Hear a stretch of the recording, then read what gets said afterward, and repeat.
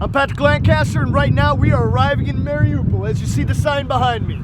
This is just beyond our halfway mark of showing you the complete referendums of all 4 areas in Ukraine that are having this referendum to join Russia. Now, Mariupol is our first stop in what the residents voted to become the Donetsk People's Republic in 2014. Now, we have been in the Kherson region and the Zaporozhye region if you've seen our other reports. If not, you should go back and check them out. But now we're in Mariupol to show you what's happening in the referendum here. This is our first stop, as I said, in the Donetsk People's Republic, and we're going to be showing you how the people are voting and what's happening for the referendum. It's about midday on the 3rd day of the referendums, and we're here to find out what we can show you on how the referendum is going and whatever other information we can show you.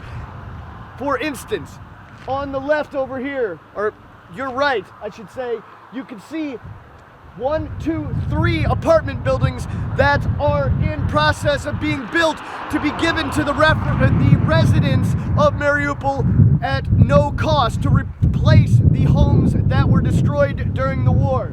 And on this side of the sign, you can see 1, 2, 3, 4 other apartment buildings that are being built by Russia to replace destroyed homes from the war.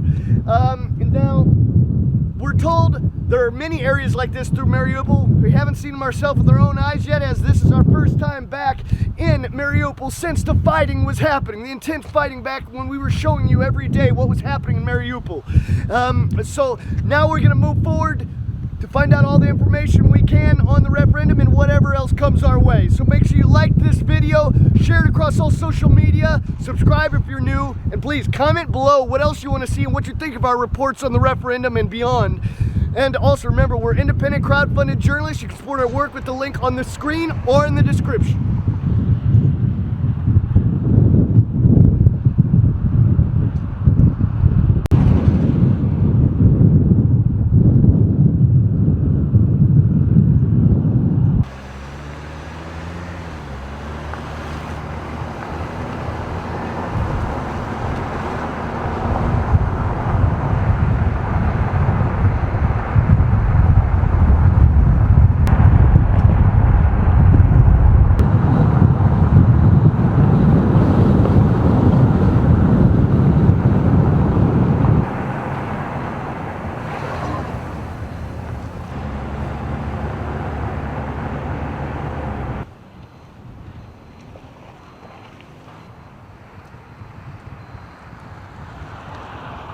And we see the amount of work that's going on here. A lot of new homes. Look like there was at least 20 over there to the side. And that's apartment buildings, that is. But still a lot of destroyed homes. Let us know in the comments below if you want us to come back and do a full report on the new homes being built.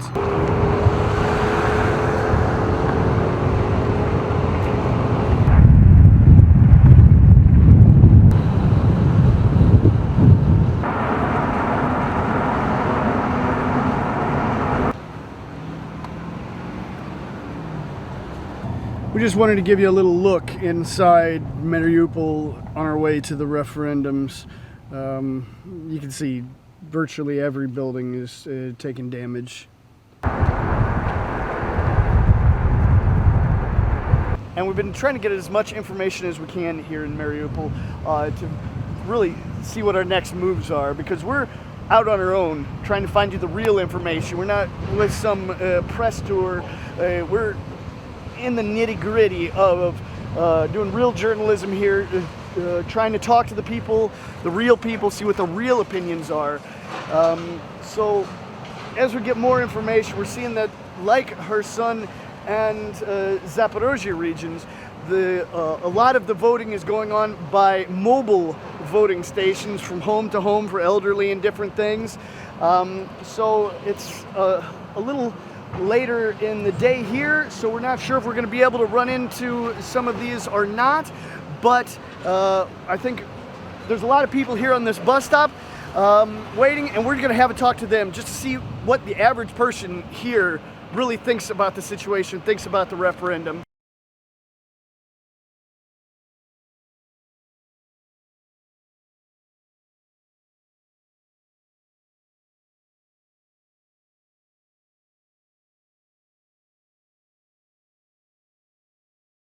Житель этого микрорайона, ну, что с нашим микрорайоном, вы сами видите, наверное. Ну, видите с этим, что сделали.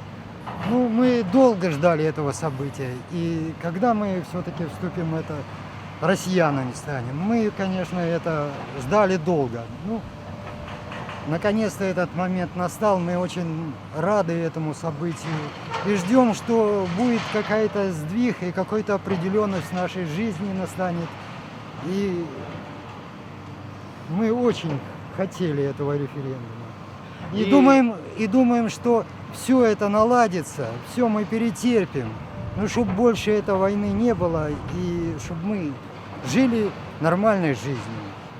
И ни с кем не воевали никогда. Вот. Такое мое мнение. Ну. По нашей информации, сейчас проходит референдум только домовое голосование. Люди голосуют дома.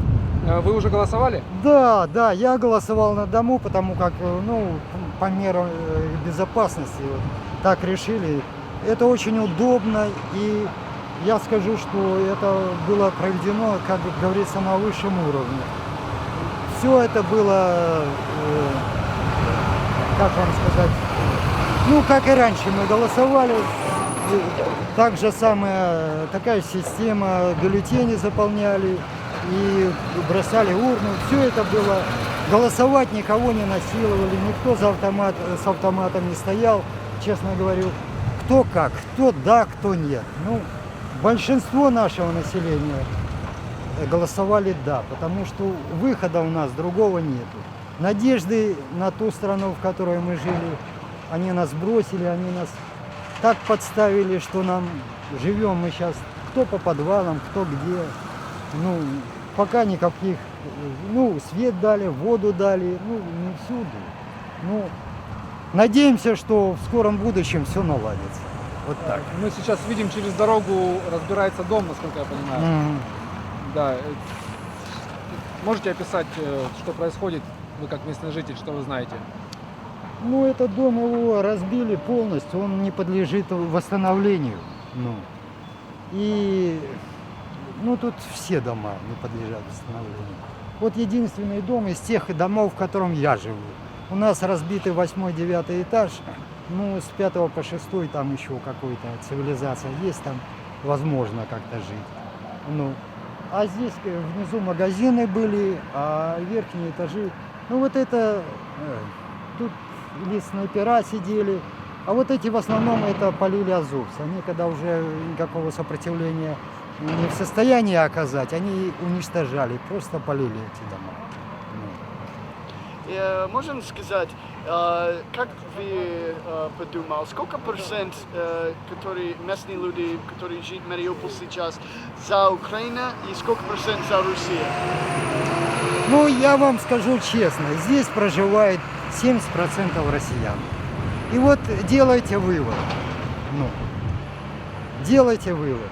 Молодое поколение, ну, я за молодое поколение говорить не могу, потому что они сейчас живут интернетом, а если у меня отец воевал, дед воевал, все дядьки воевали, и как я могу по-другому судить? И здесь большинство народу, все такие, которые, все с России здесь приехали, кто там с Брянска, с Курска, с Белгородской области, как они по-другому могут голосовать? Делайте вывод. Где их корни, где их земля? А здесь вот, ну, приехали люди, когда предлагали работу, здесь было, ну, большой промышленный город. Ну, а те районы, вот, если взять там российские, там не хватало. И здесь больше россиян проживает. Я вот в 2014 году, я надеялся, что в 2014 году это закончится. И всей душой был к этому. Ну, почему-то это не произошло. Ну. И вот так оно получилось в жизни, что нам аукнулось вот этот 2014 год. Мы ж надеялись, что все наладится, мы перейдем в Россию еще в те годы. Но как получилось, так получилось. Да. Что еще надо сказать? Как зовут? Меня Виктор зовут. Именно Да. где мы находимся сейчас? Где мы находимся, это так называемые, ну, по простонародью, черемушки. Это Приморский район города Мариуполь. Да. Тут в основном население моряки проживают, ну и там, в основном здесь так моряцкий как район, да, он с портом связан или в порту, который работает. И как вы чувствуете, именно сейчас, какой страна мы? По вашему ощущению, в какой вы сейчас стране? Где вы, как это идентифицировать? Ну, пока сказать конкретно не можем. Да. Пока еще не определились. Вот вроде, пока мы голосуем, а что там, какой результат будет? Если фронт будет, конечно, меняться, то, наверное, у нас уверенность будет больше. То, что мы живем в России. А пока трудно судить еще. На год 14, как я понимаю, был референдум тоже. Да, и были очереди километровые. In 2014, did you vote in the referendum to break away from Ukraine? В 2014 году голосовали ли вы на референдуме от отсоединения от Украины? Ну, какой вопрос? Конечно, мы только об этом и голосовали. Если мы Путину составляли коллективные письма, чтобы Мариуполь перешел к России, о чем можно вообще судить? And after the referendum results were put out for breaking away from Ukraine, what happened? И что произошло после того, для тех, кто не знает? Ну, после того, когда в 2014 году россияне почти взяли этот город, уже украинские войска были там под Бердянском, почему-то его сдали. Я не знаю, по каким причинам, честно говоря. Ну, мы и понять Это этого. сдали? Это уничтожили. Ну, это у каждого свое мнение. Что есть?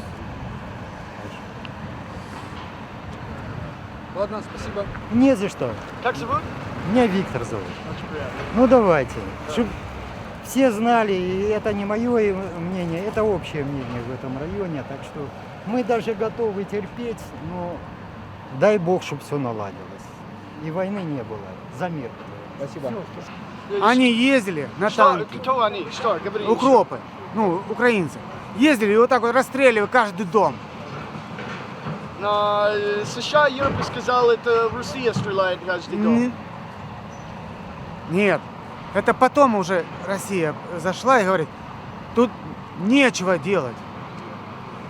А до этого нам говорили, им говорили, ну, русским, что здесь вообще никого нету. А людей много было. Так что никому не надо верить. Тот, который человек здесь был, который был здесь, который видел это все, который прочувствовал. Уже начался референдум. Что вы об этом знаете? Может, вы голосовали уже? Я уже проголосовал. И Российская как? Федерация. Да? Почему? Домой хочу. Как это домой? Тут Украина, нет? Я как разговариваю? На украинском? Нет. На русском? Да. А я знаю украинский, русский, польский, французский, немецкий. Но когда я родился в Советском Союзе. Я 80-й. Я не хочу, чтобы мои дети в будущем увидели вот такое вот. Хватит. Но сей мир, США, Европа, сей Запад не сказал, это Россия виновата. Нет, Как нет? нет. Но если я сам видел, какой танк ездил, какой вертолет летал, я что, буду врать? Они зашли, украинцы, все сделали, а потом зашли уже русские. А потом, да. А потом зашли уже русские. Русские Русские зашли уже потом после уже. того, когда уже и побывали здесь и азовцы, и ВСУ украинское, а потом только пришли русские. Вот черти, а. Вот это все это дезинформация, вы все это самое снимаете и все вы врете. Понимаете, вся Европа врет, Америка все врет, англосаксы врут, все врут. То, как вы сказали, будет переведено на разные языки. Вот и пусть будет покажем, как переведено. есть. Только, Вот и пусть будет только надо... правда. Только Мы сидели в переведите подвалах, И правильно. они нас расстреливали. Переведите в упор правильно. Вот когда человек идет 45 повар, человек сидело в подвале, они нас в упор расстреливали. Кто? Когда им сказать, Кто? кто? ВСУ, военные силы Украины. Как это возможно? Как это возможно? Танки подходили. Зенитка стояла в школе, зенитка стояла в Валке. Как это было? Так вот все было. Сначала пришли украинцы, все это сделали, а потом пришли ДНРовцы, а потом пришли русские. И не А надо вот теперь- все в одну вот кашу теперь- валить, Да. в один А вот котел. теперь Россия пытается что-то сделать. Да. Они опять лезут сюда. И в Европу опять лезет, и Америка лезет, и англосаксы. Они все объединились против России. Мы никогда им не победить Россию. Россия мощная, и никогда ее не победить. Да, мам. Мы за матушку Россию. Мы за Русь, справедливость. Мы Русь за справедливость. будет Я люблю жить. и Россию, и Украину любила. А теперь я стала без квартир, без ничего, без 2 квартир в городе. Вот мотаюсь теперь с этими клумками по всему городу. Так что не надо врать, надо говорить правду о том, что действительно было. Сначала зашли украинцы, азовцы, все это сделали, а потом только пришли ДНРовцы, а потом русские пришли. Скажите, уже начался референдум. Вы принимали участие? Обязательно, Уже голосовали? да. Я за Россию, я любила и люблю Украину. Здесь народ хороший и сама страна хорошая. Но Скажите, да. Вопрос. политики, вот это вот все. Байден все это сделал, этот, извините за выражение. Скажите, неправильно. а как проходило голосование вот у вас? Отлично проходило голосование. Списки были, по спискам про это самое. Вам приходили домой или вы приходили на участок? Нет, я приходила на участок. Нам некому приходить, у нас 20 человек осталось в одном доме, и то в аварийном. Спасибо. Скажите, по поводу референдума, можете сказать, принимали ли участие, что вы об этом думаете? Принимал, конечно. Уже голосовали? Да, вчера еще. Как? Нормально, с дома вышел, то подошли. Не, как... Как проходило голосование? То есть это придомовое было или... К дому мы подошли, по улице ходили. И вы голосовали какой? Как вы проголосовали, можете сказать? За Россию. Почему? А потому что я сам с России. Я в Ленинграде родился. И вы можете сказать? Участвовали в референдуме? Нет. Еще нет? А планируете? Да, конечно. А как будете голосовать? Конечно, за Россию буду голосовать. Спасибо. Можно вопрос? Да, задавайте, здравствуйте. Начался референдум. Что вы об этом думаете? Участвовали, возможно, что планируете? Естественно, участвовали. Вчера проголосовали. Да. А как проходило голосование? Ну, адекватно все было организовано. Придомовое голосование или на участке? Я не местная, я с Макеевки приехала. Но я подошла, спросила, можно проголосовать? Да, разрешили. Написала заявление, проголосовала. Ну, мы 8 лет ждали. Понимаете, в чем дело? Дождались наконец-то. Ага, и как? How did they vote? Как вы проголосовали? Положительно, естественно. За Россию. Ну, Да. конечно. Мне до этого еще 2 раза звонили, и, получается, опросы московские, как правильно сказать. Вот, и заранее задавали вопросы. Если будет в ближайшее воскресенье, референдум придете, я сказала, естественно. Несмотря на то, что я в другом городе находилась, я пришла и проголосовала. So you were from Makevka. What's stopping you from going back to Makevka and voting again? Да, я буду возвращаться. Да, и такой сложный вопрос. Что останавливает вас, к примеру, проехать в Макеевку и проголосовать там 2-й раз? Приехала в гости. Ну, я в гости приехала, я не буду туда-сюда кататься. Вы писали Зачем? заявление, вы говорите, да? Да, да. Я подошла, спросила, можно ли не по месту прописки, потому что я в гостях 2-й день нахожусь. И получилось так, что референдум. Сказали, естественно. Заявление, да, написала. и- Ага, заявление... За чего Азию? Ага. So это как официальный документ за... Официальный документ, паспорт Донецкой Народной Республики у меня. Ага. Да, с паспортом. И просто. заявление... Как это процесс? Как происходит процесс? Да, да. Ну, я подошла, поинтересовалась, задала вопрос. Могу ли проголосовать я не по месту прописки? Мне сказали, естественно, только нужно написать заявление. Я написала заявление, откуда я приехала в гости. Все, после того, как я написала заявление, мне дали бюллетень, я поставила галочку напротив «да» и положила в ящик, в урну, да.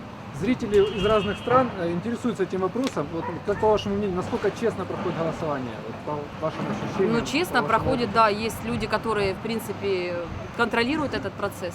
И как вы думал, if people vote for staying with Ukraine, will they have any problems? Если кто-то проголосует как за остаться в Украине, как вы думаете, будут ли у них проблемы?